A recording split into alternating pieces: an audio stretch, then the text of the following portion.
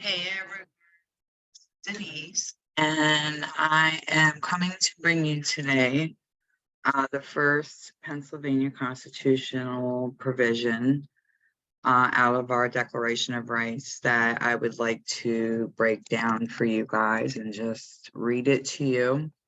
I have some definitions also written down from this provision. We'll just start with one. We're going to do some short videos like I told you guys, and just give you a little bit of a deeper understanding. That way, hopefully you can just embrace, the powers that we have been, have been bestowed upon us. And I'm going to share my screen. We're going to go to Ballotpedia.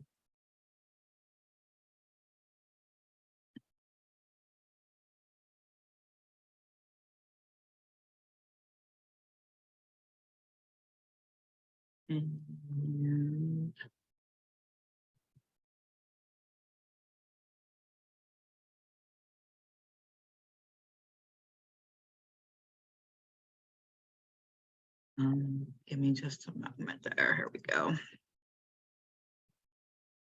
Okay, so we are going to start with, in this first video, Article 1, Section 2 of our state constitution. And it's regarding political powers. All power is inherent in the people, and all free governments are founded on their authority and instituted for their peace, safety, and happiness. So, well, I'm going to finish. For the advancements of these ends, they have at all times an inalienable and indefeasible right to alter, reform, or abolish their government in such manner as they may think proper. Now, that is a super powerful couple sentences there. And I really just can't emphasize that enough. And I also want to point out some of the words within this provision. And I used Black's Law Dictionary, the 4th edition. If you do get any of these books, get edition 5 and below, and make sure it has this key on the front. This key is the key to knowledge, Luke 11:52. So this is where I got most of the definitions from. And one of them came from Noah American 1828 dictionary as well. So those are where I got the definitions from. So you guys know I'm not just pulling them off the internet from some unknown source. And, we'll go from there. Okay, so the first one that we should talk about is inherent.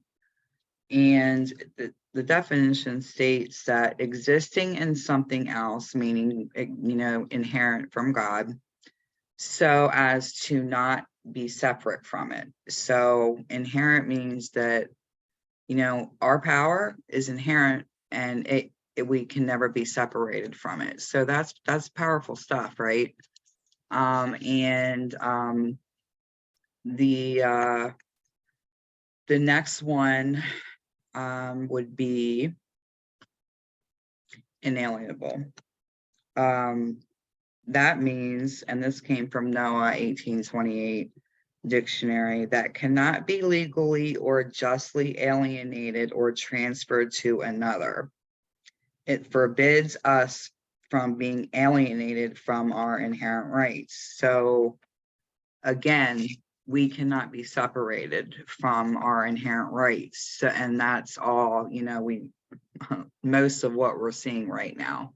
So that's why it's important to break these down, because every word matters. Absolutely every word matters. So, we may think we know the definition, but once you actually dive into a dictionary and read them and see the power behind these words, And, this provision starts out with all power is inherent in the people. So it's with us inherently. No one can ever take it away or separate us from it. So that is really super important to understand, that no agency, no policy, no rule, regulation, National School Board Association, nobody, the president, nobody. It is literally what it says. All power is in the people, not in the government. So I just, want to reiterate that, because we haven't been educated on this. This has not been taught to us, and it's super important for us to learn so we know how to stay free people. And the next word I'm going to get into is indefeasible. And that came from Black's Law, 4th edition. Indefeasible, that which cannot be defeated, revoked, or made void. So again, they cannot revoke any of our power, authority, and we have, an inalienable. We cannot be separated from that right. And indefeasible, they cannot be defeated or revoked. So they cannot revoke our power to alter, reform, or abolish government, as we may think proper. So that is a whole lot of power in that, just that provision. I know you guys have heard this one a lot, and we tend to, kind of maybe dismiss it, but it is really a lot of power packed in there. And I really wanted you guys to see that. And there was, I wanted to go over one more with you guys, since this is really short, and then I will stop, and then we'll just keep them short for now, and then maybe we can go more in depth later. Article on 1, section 20 here, the right to petition. The citizens have a right in a peaceable manner to assemble together for their common good, and to apply to those invested with the powers of government, meaning, we gave the legislator and such, a certain amount of power to handle our business as government, elected government servants, and for redress of our grievances or other proper purposes by petition, address, or remonstrance. Okay. The purposes by petition, we petition by using notices and affidavits. So we don't actually send in petitions, but it is a way to petition for redress of grievances using the constitutions and the maxims of law. And we'll get into that later down the road a little bit. So when also by address, we send them correspondence. They're supposed to be 100% accessible and accountable to us. So we clearly know that that's not happening. So we also then have the right to remonstrance, and remonstrance is a super powerful word. That one, this is from the NOAA 1828 American Dictionary. It's a strong representation of reasons against a measure, either public or private, and when addressed to a public body, prince or magistrate, and of course this was back, when the king and the princes were still here, but your magistrate is a public and servant and trustee at all times, may be accompanied by petition or notice or supplication, and supplication means an earnest request or with prayer.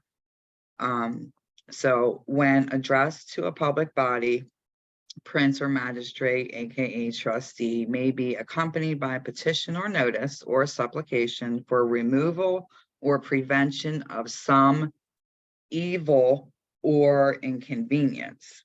So they're only supposed to be enhancing things for us and not, transgression and trampling all over our rights and our children's rights anywhere, no matter where we're at.